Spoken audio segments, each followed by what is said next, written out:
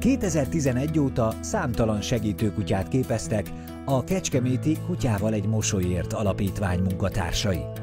Hallássérült és mozgássérült segítőkutyák, autista segítő, pszichiátriai betegséggel élőket segítő és terápiás kutyák fejlődtek az alapítvány kutyaiskoláiban. Most egy mozgássérült segítőkutyával dolgozik Juharos Ágota, az alapítvány egyik alapítója, aki orvosi pályája mellett foglalkozik segítőkutyák képzésével.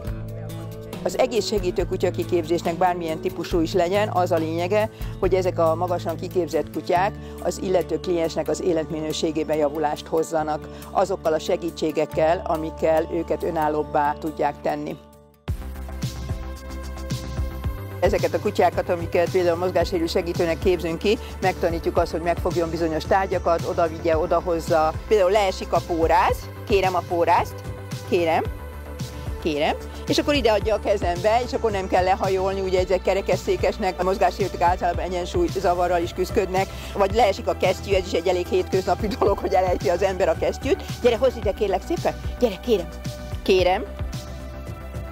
A kutyák azt is megtanulják, hogyan kísérjék a kerekesszéket. És akkor ez ugye egy folyamat, ami kölyökkutya esetén 2 évig tart, tehát 2 éves korára lesz kész egy segítőkutya körülbelül. Dotti egy autizmusban érintett kisfiú kutyája lesz. Most még az édesanyja gyakorol vele Szegeden. A kisfiú jól kommunikál, de zárkózott. Nem szeret tömegbe kimenni, nem szereti a hangot, a túl hangos helyeket.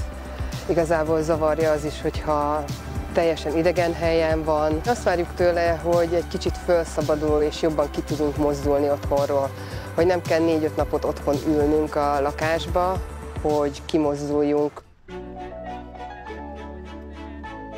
Lehet a Dotti egy nagyon erős motiváló erő, hogy most akkor elmegyünk és akkor sétálunk egyet. Otthon is rengeteget tud segíteni, ott is, mint társas kapcsolatban egy szoros együttműködés, egy egymáshoz kötődés segítheti a klienst abban, hogy ne érezze magát egyedül. Ha szomorú, akkor a kutya hozzábújhat.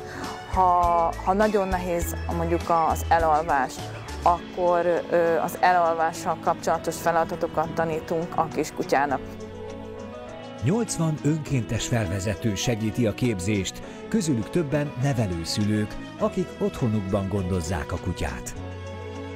6 kutyaiskolánk van Magyarországon, ahol egy-egy vezető kiképző fogja össze az ottani munkát, azonos elvek szerint természetesen, és így a klienseknek tudunk mindig a legközelebbi helyet biztosítani ahhoz, hogy ne kelljen nekik sokat utazni.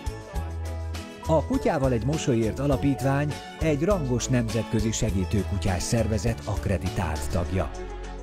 2022-ben kaptuk meg az Assistant Dog International-nek az akkreditációját, ami jelenleg ma a segítőkutya kiképzés legmagasabb szintű elismerése a világon, és erre nagyon büszkék is vagyunk.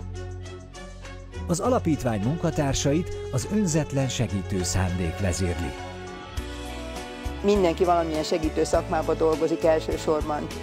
Pedagógusok, gyógypedagógusok nagy számban vannak, az önkéntesekünk, egészségügyi dolgozók. Tehát az emberben, ha ilyennel foglalkozik, benne kell, hogy legyen az empátiás készség, benne kell legyen a segíteni akarás készsége, mert egyébként ezt nem lehet csinálni, hiszen itt mi 0-24 órában tartjuk, foglalkozunk a kutyákkal azért, hogy majd valakinek az életét könnyebbé tegye.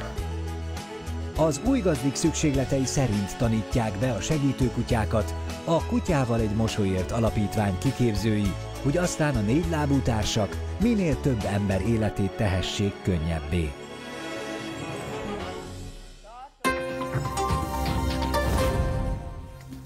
Hangos könyv bemutatót tartottak az NVGOS-ben. Elhivatottan dolgoznak a megváltozott munkaképességű emberekért az Alba Mentor Humán Szolgáltató Alapítványnál. Óvodai csoportokat alakítottak ki autizmusban érintett gyerekeknek gyálon. Egyéni szükséglet szerint képeznek segítőkutyákat a Kutyával egy mosolyért alapítvány kutyaiskoláiban. Ez volt az esély. Tartsanak velünk a jövő héten is!